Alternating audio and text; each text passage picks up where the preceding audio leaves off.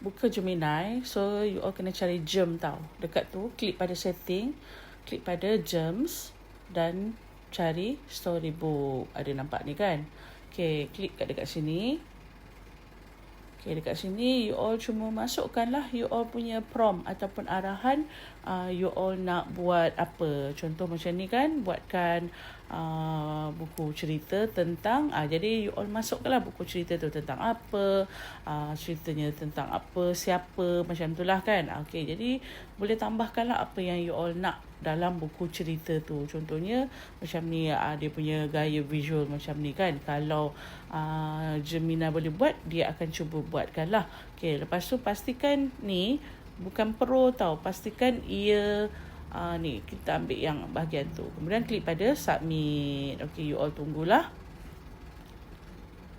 Inilah dia hasilnya. Jadi you all boleh bacalah sama ada you all rasa sesuai atau tidak dengan apa yang you all mahukan. Okey, jom kita tengok sekejap. Okey, bila dah siap ni, you all klik bahagian ni untuk download. Okey, download you all boleh simpan dah. Kalau download dia akan jadi PDF macam ni lah. Okey. You all boleh upload masuk dalam AnyFlip ke atau mana-mana. Ataupun you nak ambil link, you klik pada share dekat sini dan you all boleh ambil lah link dia kan. Dekat sini kalau nak semua orang boleh dapat capai, you all klik dekat ni anyone with link, copy link, lepas tu you all bolehlah hantar melalui mana-mana lah.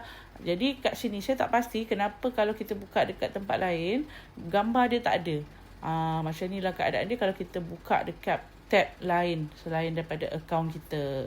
Okay, so macam itulah caranya bagaimana anda boleh menghasilkan buku cerita menggunakan Gemini. Okay, dapat sesuatu?